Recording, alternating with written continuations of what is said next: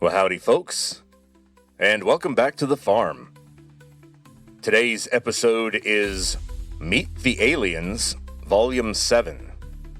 This is kind of a special episode in this series because, as a result of a presidential directive, federal agencies with information about UAP or NHI, and, real quick, UAP stands for Unidentified Aerial Phenomena.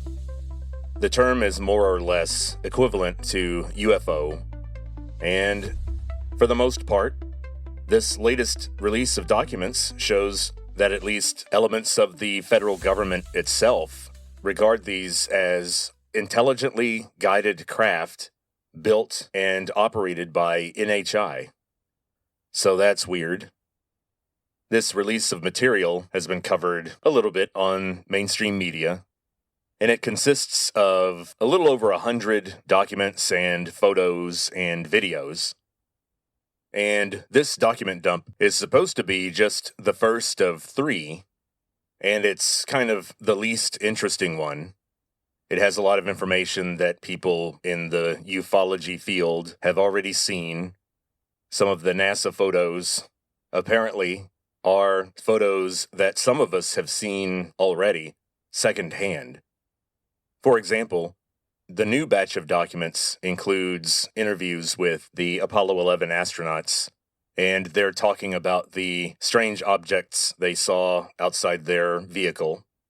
And it was concluded that these were not parts of the spacecraft or the cowling that holds stages of the rocket together.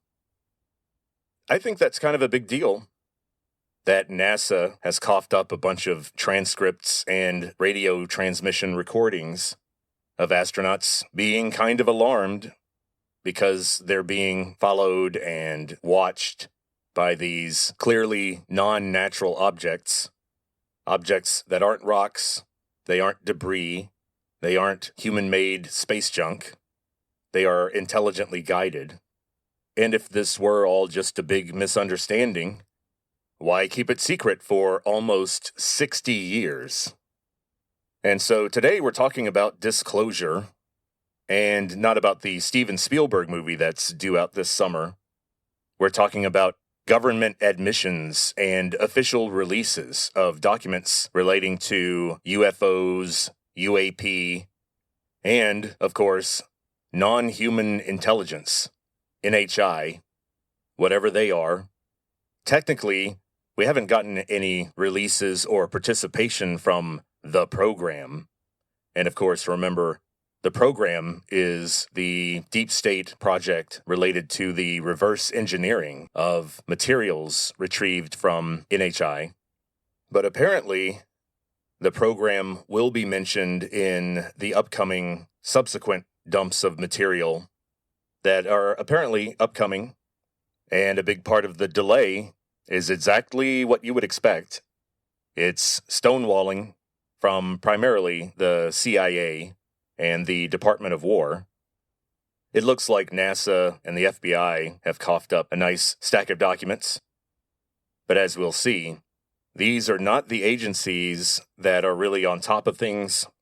These are not the agencies that are affiliated with the program or really know what's going on. The agency that is the most captured by the deep state appears to be the CIA, of course. Now, apparently, the last and final batch of materials that will be released, apparently before 2027, or by early in 2027, has been characterized by people who are familiar with the material that's coming as a quote-unquote holy crap moment for the public. And this is coming from House Representative Tim Burchett.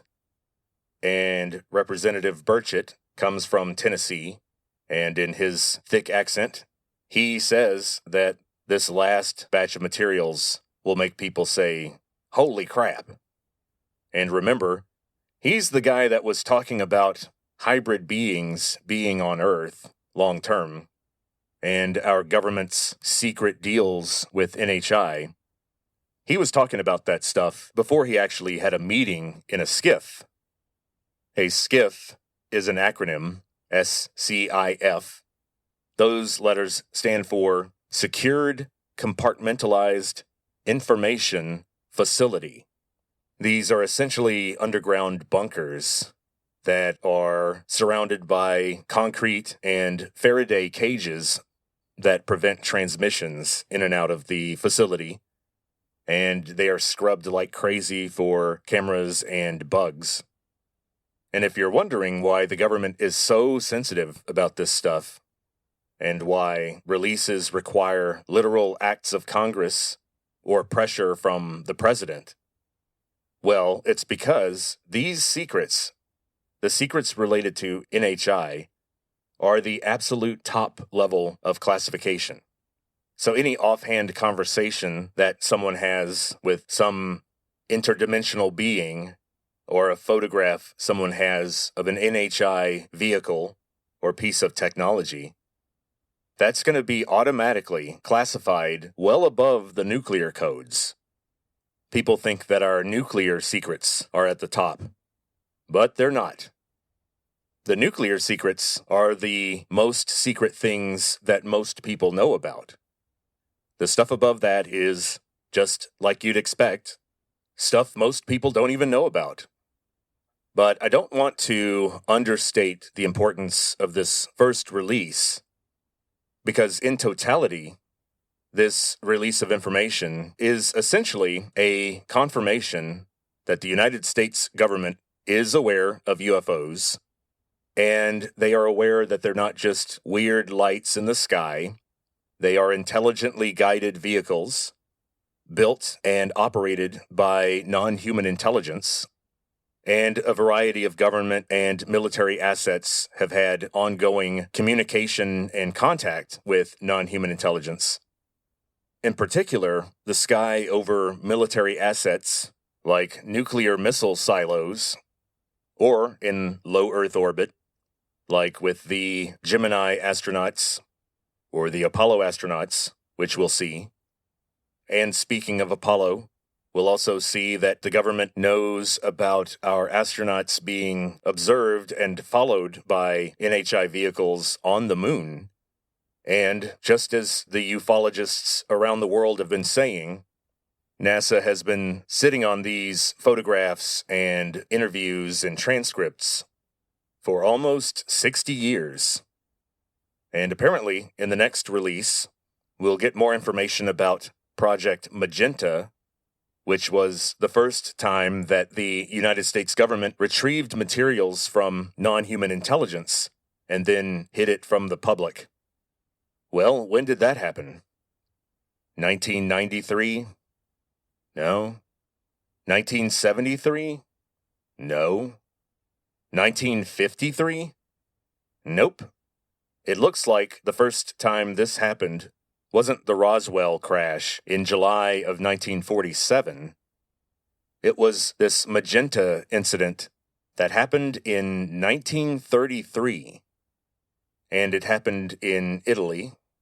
And it appears that the Catholic Church helped the United States get this little disc out of northern Italy during our military occupation of Italy in the early 1940s. So for the rest of this episode, we'll talk about a few of the notable things that I've seen in this first release of material. Then, of course, we'll start talking about what will likely come out in the second and third releases. And in particular, we're going to theorize about what is this holy crap moment that Representative Burchett is talking about. What are we going to find in the third release that's going to make the public say, holy crap?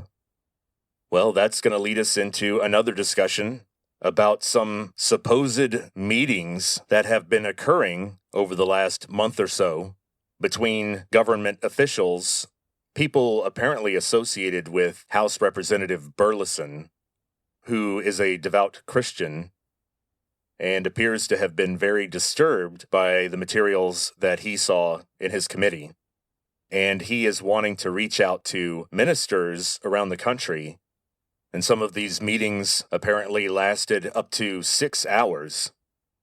So, what's that about?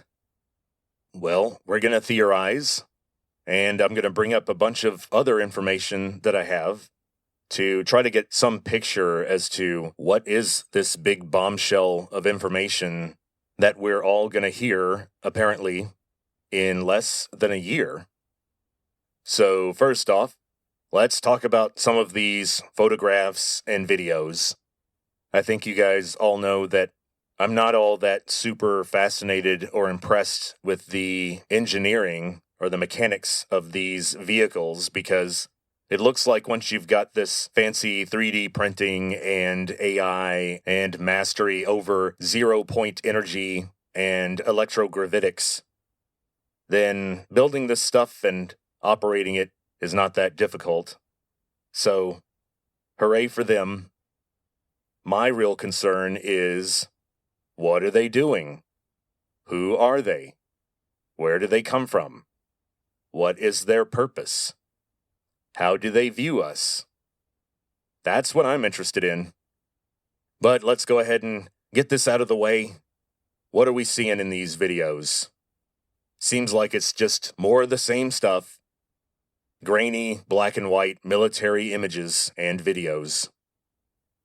Now, in this batch of information recently released by the government, we see a wide variety of evidence, photographs, official reports, videos, and old films. And it's a lot. There's a lot to talk about and examine. And some people's interpretations of these videos are a little off. For example, there's one black and white video that is apparently some sort of infrared camera, and it seems to be tracking a star-shaped UFO, kind of like a three-dimensional crosshair, an object with long spikes, kind of like the little ship that Superman's parents put him in to send him away from Krypton, or to say it the way Marlon Brando said it, Krypton.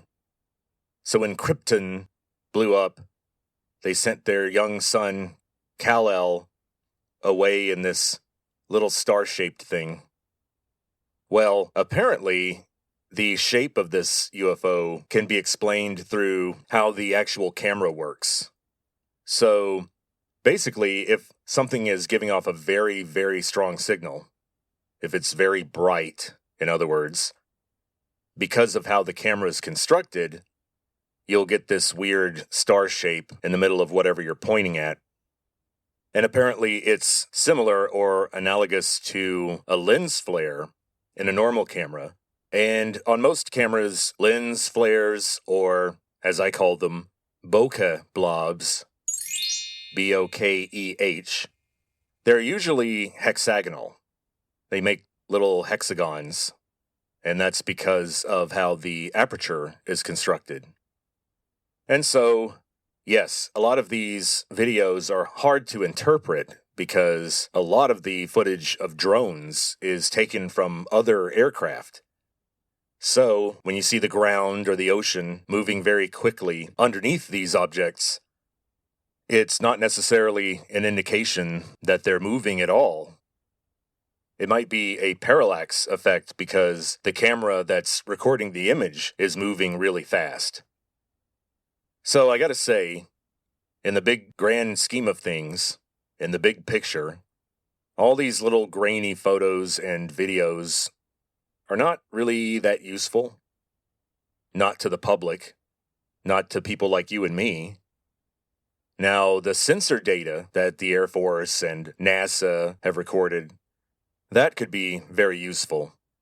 But trying to interpret shiny little blobs moving very quickly through black and white military photos, I don't think is the most useful. So let's talk about the written materials that were released. Bear in mind that this dump of information is mostly coming from NASA and the FBI. And NASA and the FBI, they don't run this show. They are kept out of the loop.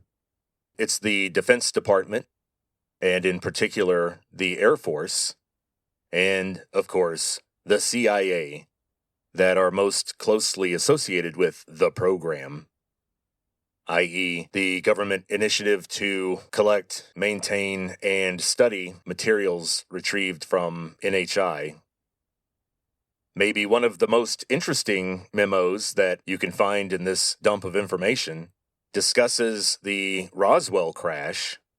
It's a memo from the Air Force to the FBI, dated July 8th, 1947. Now, basically, this memo says that it was some kind of balloon contraption. They didn't say specifically that it was a high-altitude sensor balloon that they were using to try to spy on the Russians, all the way from New Mexico. That was a real program. They did have those balloons. And that was eventually the cover story that the Air Force used. But then we also get documents that are speculating about the origins of UFOs and NHI in general, and the hypothesis or suspicion that these beings are not really extraterrestrial, but actually more interdimensional, meaning they come from some sort of alternate Earth in some kind of multiverse, which is an insane idea, but now we can see that it goes all the way back to the early 1960s. So that's weird. And for me, the most interesting part of the release were the transcripts and the recordings of astronauts from the Gemini program and, of course, the Apollo program, where finally, after 60 years, NASA is releasing the evidence and the description of UFOs that the astronauts brought back with them, including some photographs, which I suspect we'll see in the second dump. I've already seen them secondhand. Someone in NASA was able to take a photo of those photos. So they're not very clear, but they were clear enough to see that it was someone inside the command module of the Apollo spacecraft in orbit of the moon, and this would be Michael Collins, taking a photograph of a large metallic silver cigar-shaped object that was just there to hang out with him. I gotta say, that would freak me out quite a bit. Another interesting recording was of an astronaut on the Gemini 7 mission who kind of nervously got on the radio and reported, quote-unquote, bogeys at 10 o'clock high, end quote. And of course, Mission Control immediately asked him, hey, you're probably seeing the rocket booster or a cowling from a separation between rocket stages. But the astronaut immediately replied, well, no, we're looking at the stage separation right now. And on the other side of that, we see an entire fleet of small glowing orbs. A couple of the astronauts mentioned a very weird object that they described as a large book that had been opened. They said it made an L shape when you were looking at it along its edge, but then at another angle, you could see its internal workings, like an open book. Another astronaut described it as like an open suitcase, a suitcase object. Then there are photos of what appears to be a black triangle on the moon. Now this is weird to me because supposedly the black triangles didn't appear until the 1990s. Because it looks like they are human-made. How was one of these flying around the moon, spying on the Apollo astronauts in 1969? That reminds me of another issue that gives me pause, and that's this idea that the little white Tic Tacs are manufactured by Lockheed Martin. But the first instance of someone seeing a Tic Tac, and it was quite detailed, was by a sheriff of a county in New Mexico, not too far from Holloman Air Force Base. And this guy, Lonnie Zamora, saw two small beings outside of a landed tic-tac object that seemed to be just large enough to house the two little guys that were inside it. So that's weird. But it's not nearly as weird as another report that was described in one of the documents that was released. And that's this encounter between one member of the armed forces with, for lack of a better term, a cat person. What do I mean by that? Well, supposedly, on one hand, it was a full-grown human, normal-sized, but it apparently had feline features, like pointy ears on top of its head, and a tail. Now, this document described the tail as a, quote, caudal appendage, end quote, and that's C-A-U-D-A-L, and that's a scientific anatomical word for a tail. Now, do I believe this? I've read about stranger stuff, but until I get some sort of other body of evidence, or at least eyewitness accounts of these cat beings, well, I'm going to have to let that one sit. I'm going to have to put the whole cat person thing on the back burner until we get more information. And speaking of more information, according to sources in the House of Representatives, we still have 2 scheduled releases of UFO-related materials. So what's going to be in those? Well, hopefully, it won't be just another stack of weird videos and documents talking about weather balloons and cat people. I think maybe one first step to expose the idea of the program to the general public would be to release materials related to Project Magenta, which occurred in the early 1940s during the military occupation of Italy near the beginning of World War II. The story is, which is supported by some documentation already, the story is that there was a UFO crash in northern Italy in 1933, possibly as a result of experimentation with that newfangled powerful technology called radar. It appears that certain kinds of radar interferes with the guidance systems of these disks, and a lot of people have made a big deal about the idea that, well, hey, are you saying these things can fly from one planet to another, but then because of a little radar, they end up crashing in New Mexico? Well, that's not the real picture. Remember, these objects are built on Earth, either by humans or by something else under the oceans or under the ground, so they don't go to other planets. It's unclear that they even have that capability. And then, the NHI themselves don't seem to care that much about their comrades or their equipment. And if the rumors are true that they can just 3D print whatever they want, whenever they want, I can see why they're not too concerned, and why they don't exactly build these things to last. They're not designed for warfare. Okay, if they're not designed for warfare, then what are they designed for? What are they doing? Will there be any information about that forthcoming? Well, if you recall from previous installments of Meet the Aliens, the NHI themselves are kinda shady and kinda confusing about their origins and about what they're really trying to do here. And one idea about why this might be, that goes all the way back to the 1950s, is the idea that they don't come from another planet, but they come from the etheric. In the documents from the 1960s, they didn't talk about the multiverse or interdimensional travel. Those ideas hadn't really percolated to the top of public consciousness yet. So they used this old, archaic word, the etheric, E-T-H-E-R-I-C.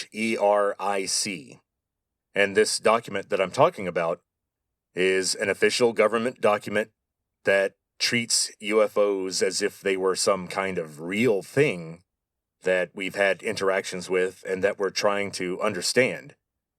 It's kind of weird how so many of these documents just assume that UFOs are real. It's almost like they know something we don't. But anyway, this paper was trying to figure out where they were coming from and how they travel, and in particular, how they can just sort of disappear or seem to pass through objects, like, say, mountains or ocean water. So this document supposes that the NHI have figured out some way to pass into and out of, quote-unquote, the etheric. In other words, their technology is so advanced that they can project themselves into another dimension. And of course, this leads to the idea that maybe they are from another dimension. I don't know about that. First of all, some other star systems and possible exoplanets have been mentioned by the NHI and are discussed in the abduction literature and in some government documents.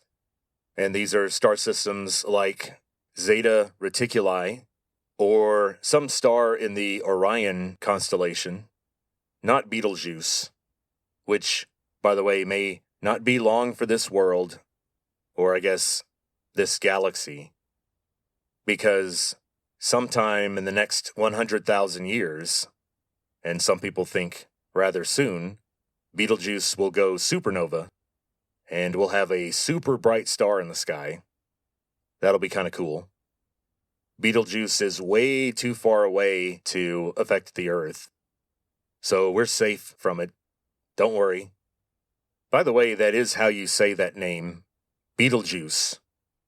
Now, the spelling is German, but the name comes from Arabic, and under the first Muslim caliphate in the early Middle Ages, Arabic-speaking astronomers made great discoveries and cataloged a lot of stars. And apparently, they also referred to these stars as Orion, but they used the Arabic word Jausa, which means hunter. Now, in Arabic, a shoulder is Beit, B-E-Y-T.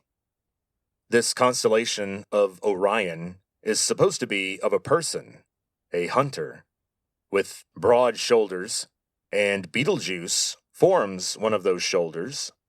And so these astronomers, who were writing in Arabic, called this star Beit al-Jausa, which means the shoulder of the hunter. But I digress. Back to the multiverse. And so Orion is mentioned. There's actually supposed to be some kind of federation called the Orion Group. And they're not great. They're not big fans of humans. And then there's our tall whites that are much more human, but they are from very far away, from the Pleiades. Now, how can they be so much like us, but be so far away? Well, they were planted there. They were taken from Earth a long time ago, and these things grew up and were trained in a much more advanced civilization than ours. Apparently, it's hard to do well on Earth. It's a rough neighborhood. So I think all of this interdimensional stuff is probably just an artifact of how they travel. Because we know that they can manipulate gravity, or as Bob Lazar suspects, they actually know how to produce and control an entire other force that we're not familiar with that can override gravity, and this force is somehow produced through electricity. So that's weird. However, this interdimensional aspect of the NHI has been a major point of Dr. Stephen Greer's discussions about the program. He says that the reason why the NHI are so interested in our nuclear weapons, and will turn them off during testing or even snatch them up out of midair or out of the ocean. Theoretically, I suppose, to study them? I don't know. But they're constantly hanging around nuclear bases and following nuclear submarines. And so why is that? Why are they so concerned? Dr. Greer says that the program has found out that because fission involves the strong nuclear force, that reactions involving that, in other words, fission reactions like the kind that destroyed Hiroshima and Nagasaki, those reactions can cross over, just like gravity can leak from one part of the multiverse to another. In other words, a lot of theoretical physicists think that if we were ever to detect another universe, it would be through some sort of gravity interference or manipulation, or detection of some odd sort of gravity-related phenomenon. It would definitely not be light. Electromagnetism cannot pass from one universe to another, so we'll never see another universe with a telescope. It's, in principle, impossible. So if a stick of dynamite or a block of C4 explodes on Earth, or on our Earth, nothing happens on the other side. Dynamite or any conventional bomb doesn't leak over into another universe. But apparently fission reactions do. They cause some sort of effect, and apparently a negative effect, on our neighboring dimension. In other words, the alternate Earth that is, in a weird way, attached to our Earth through gravity. And this is interesting to me because fusion apparently is not a problem. Fusion, of course, happens almost everywhere in the universe. It's what powers stars. Now, you might be thinking, well, if fusion isn't a real problem, why are they so concerned about our nuclear weapons now? Because most of our bombs operate on fusion reactions. Those bomb casings are filled mostly with this material called lithium deuteride, DEUTERIDE. That's the stuff that actually fuses and makes the big boom. But that reaction has to be triggered by a fission reaction. So in other words, a Hiroshima-style bomb is just the primer or the fuse for a thermonuclear bomb. And that's the difference. Thermonuclear means a fusion reaction that was triggered by a smaller fission reaction. And apparently, it's that smaller fission reaction that makes even fusion bombs a problem for our NHI neighbors. Well, let's take a break here, because we've been talking about a lot of serious stuff, boring stuff maybe, with an excruciating amount of detail, and some might say I'm overthinking the issue. But whenever I reflect on the disclosure of old government secrets, or the Apollo program, or other dimensions, all that stuff makes me think about one thing, and just one thing only. And of course, I mean disco. I think disco and disclosure go together, and not just because of the similar sounds. I think we need to get into the spirit of finally finding out the truth, and looking forward to the next 2 releases of previously classified information. I think we should celebrate the release of this old information, these secrets that have been kept way too long. And so we're in a new age of discovery. It's disclosure fever, people. So let's hear it.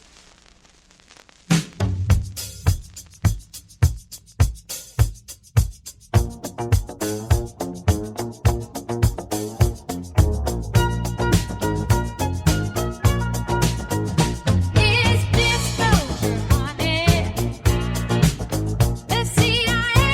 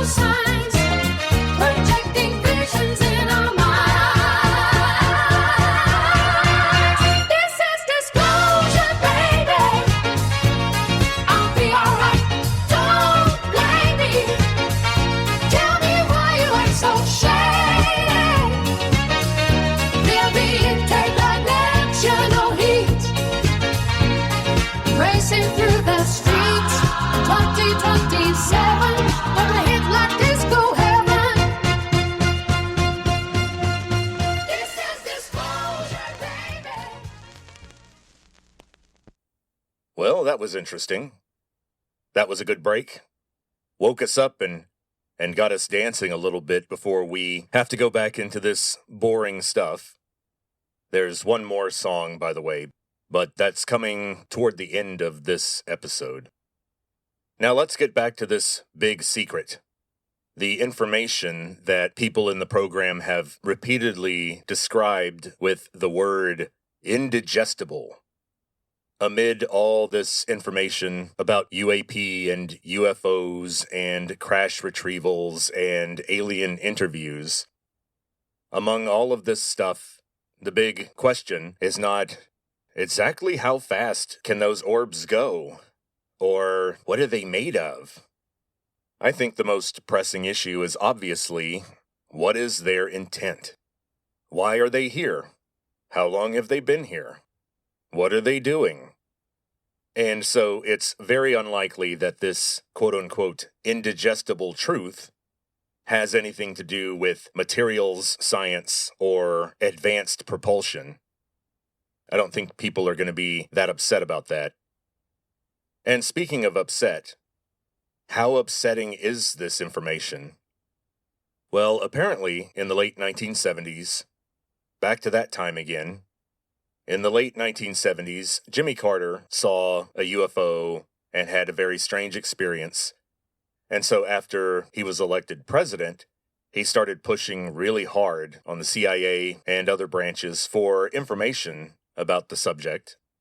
And he pushed so hard that people within the program kind of got tired of it, kind of got frustrated with Carter. And they decided, you know what? We won't tell him all the information about the weapons and the when and the where and the how, but we will tell him about the overall big picture. What we found out about the aliens. Who are they? Why are they here? And according to multiple sources who were in the White House at the time, Jimmy Carter left that meeting in tears and proceeded to rest his head in his hands, and they said that he was sobbing loudly. So what was so upsetting? Supposedly, the CIA gave Carter the scariest information in the scariest way possible. It does appear that they explained to President Carter that humans are basically hybrids. Modern humans are the result of genetic manipulation of some highly advanced primate species, and the world's major religions were planned and engineered and projected into human minds or actually led by one of them in disguise. They're responsible for a lot of human culture, and the design of it is to basically keep us working, keep us fighting, keep us dying. The idea is to produce both positive but mostly negative conscious experiences. And for some reason, that benefits them. Our conscious experiences do something to the universe in our dimension or theirs or something like that. This upset Jimmy Carter. However, I don't think that's enough. I think that a devout Christian hearing that would think, yeah, okay, whatever, dude, but who made them? Did they just spring out of nowhere? They have 2 arms, legs, and a brain and eyes. Where'd they come from? So they're not God. Or angels. Angels can't create. That's not something they're designed to do. That's why Satan can only manipulate or destroy things that are already there. But I digress. But I haven't digressed too far because this religious stuff keeps coming back in the ufology lore. This association between NHI and angels and demons has been persistent and not completely without merit. They certainly seem to be unable to create things brand new on their own. They're constantly manipulating what's already there. We know that they are neither physically nor morally perfect. We know that they are deceptive and self-interested. So that has led some people who have knowledge of the program to conclude that something evil is going on that may intersect with their religious beliefs. And this leads us to a strange story that's been going around Reddit and X. Apparently, around the country, a large group of Christian ministers and pastors have been invited to meetings with government officials to talk about what is going to come out in the subsequent releases of information about the program. And it looks like this is not being led by anyone in the CIA or the War Department or anyone from the military-industrial complex. This seems to be guided by House Representative Burleson. And Burleson is a member of Congress and an outspoken devout Christian. He's been on the Intelligence Committee in Congress, and he aggressively elbowed his way into getting read into certain programs that most members of the House of Representatives have no access to. And he and Representative Luna and Representative Burchett are all very alarmed, and they've been pressing on the president just as hard as they can. Now, one thing that Representative Burleson has told people about what he knows about the program, about what this quote-unquote indigestible fact is, well, he says if you want to get some preparation for it, some background on it, you should all go out and read something called the Book of Enoch. And Enoch is Enoch. The Book of Enoch was written fairly late when it comes to Old Testament associated literature, because most of the Old Testament was completed by the 1st century BC. But the Book of Enoch may have been written down that late. Enoch concerns itself with events that happened alongside events in the Book of Genesis. Maybe because of this overlap, and because of some other strange things that the Book of Enoch elaborates on, the Book of Enoch didn't make it into the Christian canon. It has remained one of those weird extra apocryphal books. In fact, I've never read it.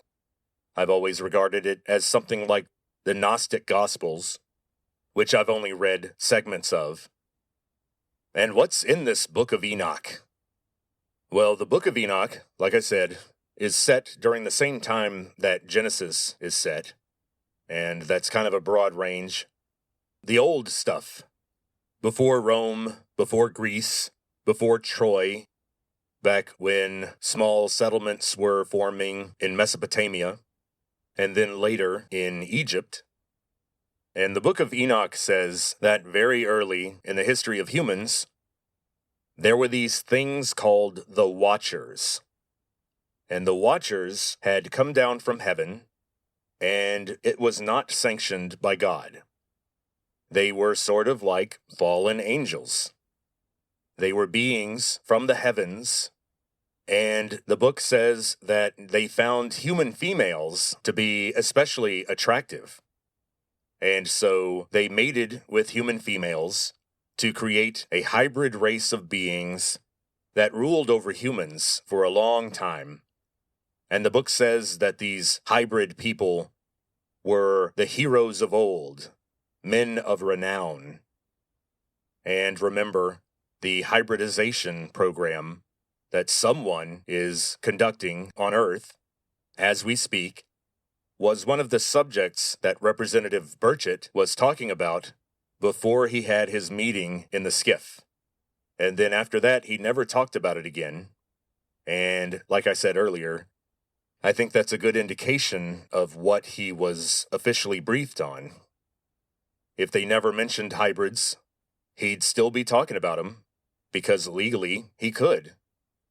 But if they told him anything about the hybridization program, then he would be forbidden to talk about it.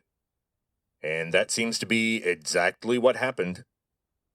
And speaking of people associated with the program and extreme responses to upcoming disclosure, as with Representative Burleson and his meetings with ministers.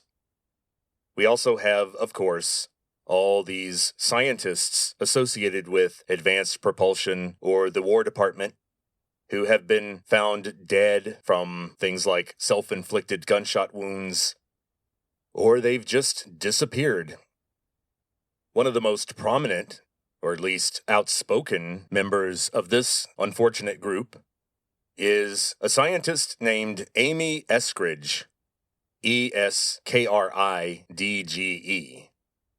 Amy Eskridge was studying advanced propulsion, and after her body was found with a self-inflicted gunshot wound, associates of hers began to go on X and Reddit, and they were posting not only screenshots of text conversations they had had with Miss Eskridge, but also actual video interviews where she talked about how she was not suicidal, but she did fear for her life, and she showed burn marks on her hands where she had been subjected to a directed energy attack, also known as Havana syndrome.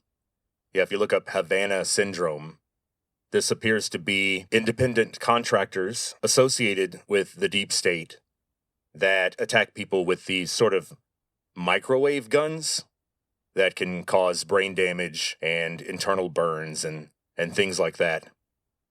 Eskridge said that she had strong suspicions that these were not official federal government state actors, but rather some sort of rogue private group that may be indirectly associated with the CIA or the deep state. Amy also mentioned that one of her colleagues, who had also been threatened and who was trying to convince Amy to shut up a little bit, according to Amy, he said, "Amy, you keep this up, and you might end up living the rest of your life in an underground city." And so that brings us to the idea of the breakaway civilization, the crypto-terrestrials, which we talked about in a previous volume of Meet the Aliens. Well, I think the best explanation follows the scientific pattern. They say that the best explanation for something is the one that is the simplest, meaning it has the fewest assumptions, the fewest moving parts, and it explains all the data. And the crypto-terrestrial hypothesis does fit that bill. Some group of beings with a sufficient level of technology could live under the ocean, under Antarctica, with little forward bases under mountains near human settlements for monitoring purposes. That would all make sense. And so, how much cooperation has there been between the deep state and this breakaway civilization? Well, we know there's been some. Just how extensive is uncertain. But what if the coordination has dramatically increased recently? In other words, what if these scientists going missing does not indicate a killing spree so much as an evacuation? Of course, some of these individuals were found dead. We have their bodies. But a lot of them, like Neil McCasland, the Air Force general who disappeared, some people say he was too valuable. He was not killed. He's living right now in an underground city, waiting for whatever is going to happen in 2027. Now, Amy Eskridge really pushed the envelope as far as being bold about talking about classified things and things that she had probably signed a non-disclosure agreement about. For example, Dr. Eskridge was talking very freely about her hypothesis about exactly what cattle mutilation was. She greatly expanded on Linda Moulton Howe's hypothesis about cattle mutilation. Linda Howe was a journalist, and after studying the phenomenon for years and conducting countless interviews, she came to the conclusion that non-human intelligence, NHI, were responsible for cattle mutilation. Now, the idea was that they use this fluid and the materials that they gather from the cattle to produce that gross little weird brown fluid that they have to eat. And it can't be purely from the cattle because they don't have a very good digestive system. So the stuff has to be pretty much pre-digested for them. They definitely can't chew. And they have to add weird things like copper compounds to it to make it nutritious for them. Amy Eskridge had looked at the kind of tissues that were being taken from the cattle that were mutilated. Skeletal muscle was entirely left behind. All the stuff on cattle that we like, they really don't. They want areas that are dense with nerve tissue and then blood. So that's weird. Now, Amy Eskridge also noted that some of the tissues that they were removing are very rich in a kind of cell that can be easily converted back to stem cells.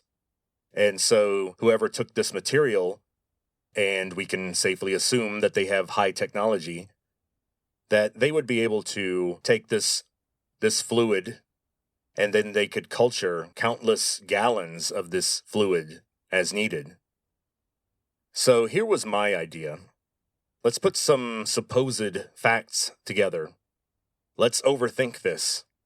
If the Greys are mutilating cattle for food, and if the main reason Greys are above ground for long periods of time has to do with either abductions or observing our nuclear missile silos and other nuclear assets, then if you looked at a map where cattle mutilation occurs, really you should be able to see where our nuclear assets are.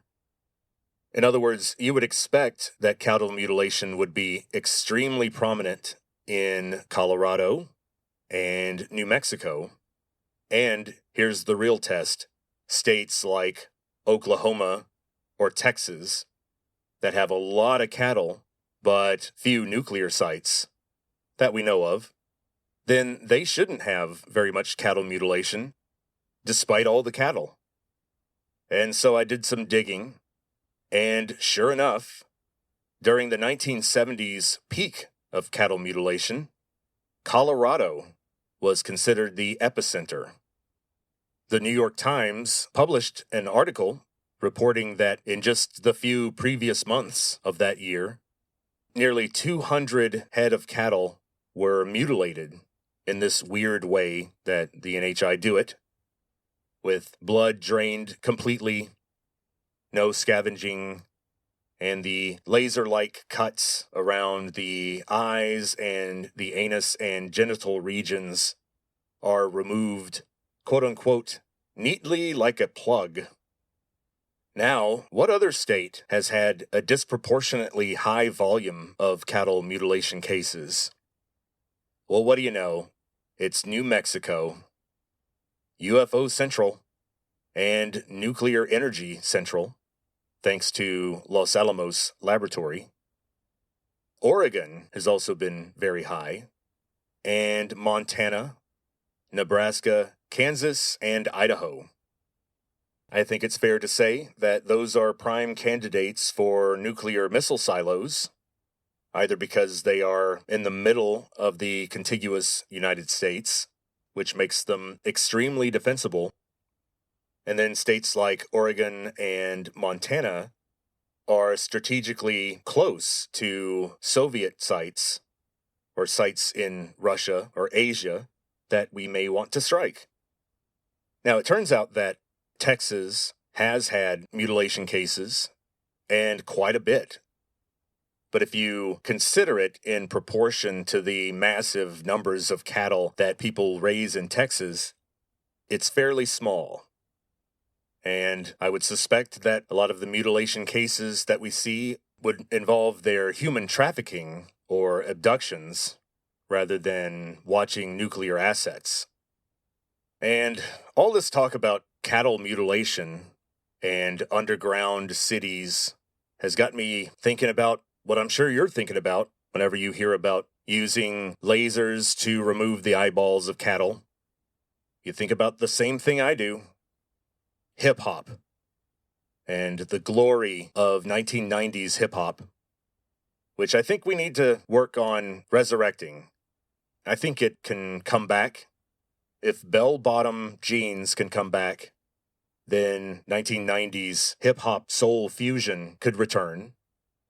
And so here's the next single of the Meet the Aliens series.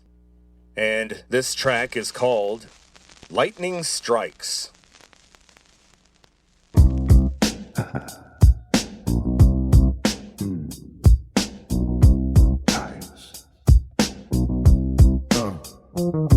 Got corrupted, then abducted in the night. Something shady going down out of sight.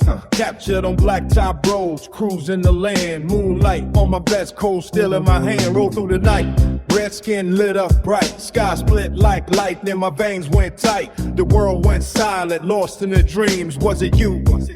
A Project Blue Beam, thinking back on a trip through the dunes. Back from Texas with my 8-track tunes. New Mexico, red dusty highways wait, and atom bombs detonate. Never gonna wash off the stain. No dreams left in this broken brain. Now I'm ready for the show. Sunset calls, it's time to go. Your treatment made me twist and shout. You took the reins and knocked me out. Put me on a slab of gray. Drove a needle in my brain. Now lightning strikes me every day. I pray the aliens stay away. Black boots, silver suits gleam. Can't wake up from this machine. Black boots, jumpsuits move so quick. Their fumes and fluids make me sick. Do it for love or do it for hate. Gotta copy what you can't create. See the bull through fog so thick. Red eyes, dead mind, playing tricks. More truth like a rabbit bear. Jailbreaking my old firmware. Golden hour waits for me. An 8 to midnight scene. I'll nuke you like a lean cuisine. Turn your face from gray to green. Your treatment made me twist and shout. You took the reins and knocked me out. Put me on a slab of gray. Drove a needle in my brain. Now lightning strikes me every day. I pray the aliens stay away. Black boots, silver suits gleam. Can't wake up from this machine. Feel the fear on these highways. Turn the pain into power. And stayed awake for days. Crossing me was your last mistake. Alien prints burned in my spine. Dreams flew back like missing time. Still see those eyes when I blink. Hear your voice like mirror. Your treatment made me twist and shout. You took the reins and knocked me out. Put me on a slab of gray. Drove a needle in my brain. Now lightning strikes me every day. I pray the aliens stay away. Black dudes, silver suits gleam. Can't wake up from this machine.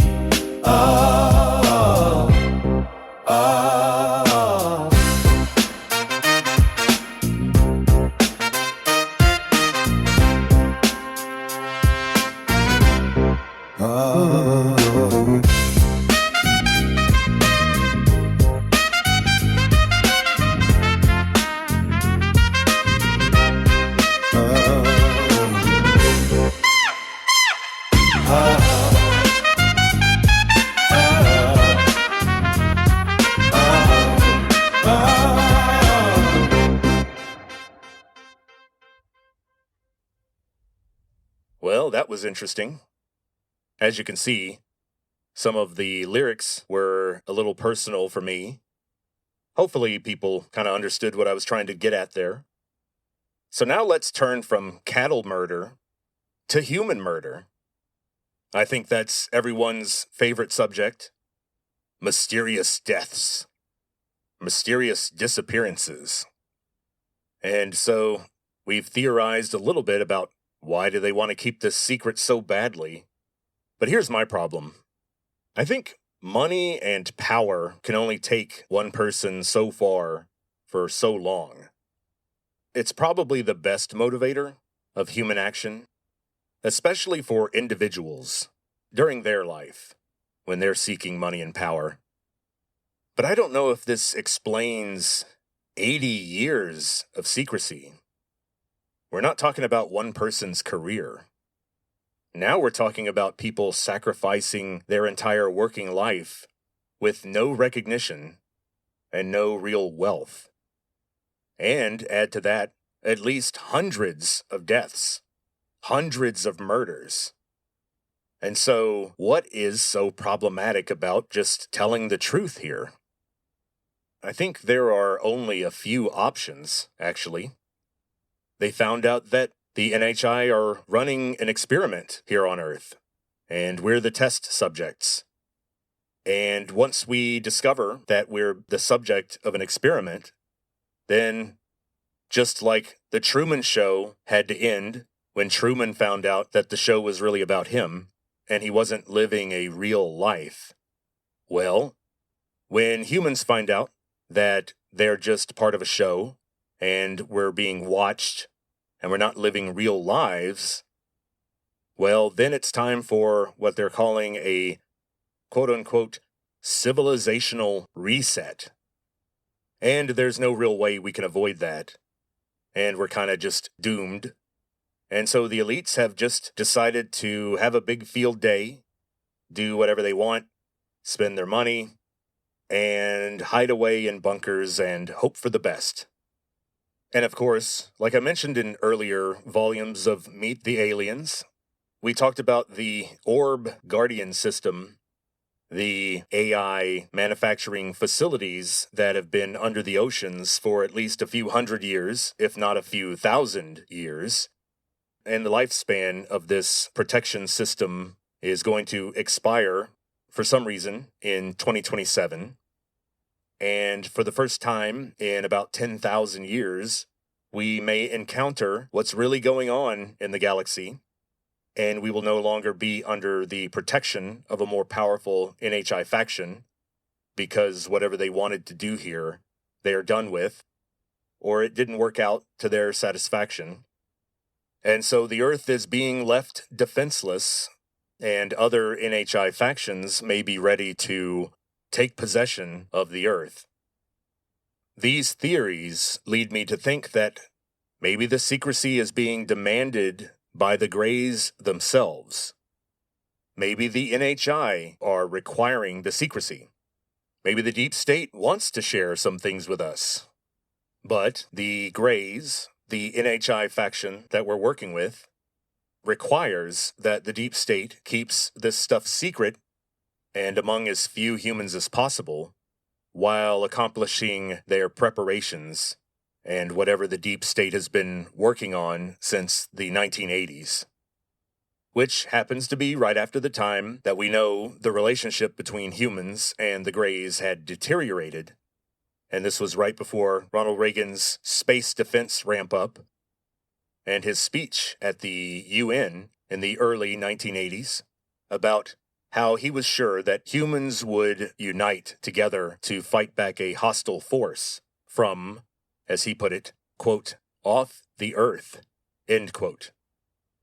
And in ufology, it's generally regarded that Reagan was read into more programs and knew more about the program than any other president since Nixon. So, there's some kind of power shift happening next year. And that's the reason for all the weird behavior, these quote-unquote whistleblowers writing books and talking to journalists. This explains the members of Congress and other elected officials who are talking to these documentary filmmakers. And of course, then there's the upcoming holy crap release of information. So, that's it for this episode. But I do have a lot more to talk about. Our old friend, Bob Lazar, has been a lot more active online. I think he's been emboldened by recent events. And, he's run the risk of becoming another Amy Eskridge and dying under mysterious circumstances ever since he came out in 1989, talking to journalists about how he worked at Area 51 and he had actually been inside one of the UFOs that they had there, and his job was to try to figure out how the propulsion system worked. And he has some pretty cool stories about the experiments that they ran on pieces of the equipment that they had. But of course, he said that the whole project was so compartmentalized that there was always an observer in the room to make sure that he didn't talk too much with the other technician that was assisting him. And no, he never met an alien or saw an alien body, but he did get to read some weird documents, and he got to handle some really cool stuff. And he has drawn diagrams of how the UFOs work. And in the next Meet the Aliens, we'll talk about Bob Lazar and how he knows the fuel source that these vehicles use for their energy. And it's what they call now moscovium, a very heavy element that we cannot synthesize a stable version of. In the 2000s, we tried, but it was so highly radioactive that it was gone in milliseconds. But apparently, the isotope that is custom 3D printed by the NHI to power their ships is not radioactive at all. It doesn't decay. And so Bob Lazar was able to slip a tiny bit of it into his clothing and sneak it out of Area 51, precisely because it doesn't operate like a normal metal, especially not a normal heavy metal, and it's not radioactive at all. So, once a piece of it gets smuggled out of the lab, then it's really hard to find. Bob Lazar has mused aloud that maybe that's the only reason he's still alive, is because he knows where that chunk of moscovium is, element 115. And I have a lot more to talk about, so next week might be more aliens, Meet the Aliens, Volume 8, or we might go back to Stanley Kubrick. I've been working on my Full Metal Jacket stuff, folks. I need it to reflect my respect for the film. And, of course, it's getting out of hand. There's too much stuff. So we'll see what happens next week. We'll see what kind of mood I'm in. And so, until then, talk to you later.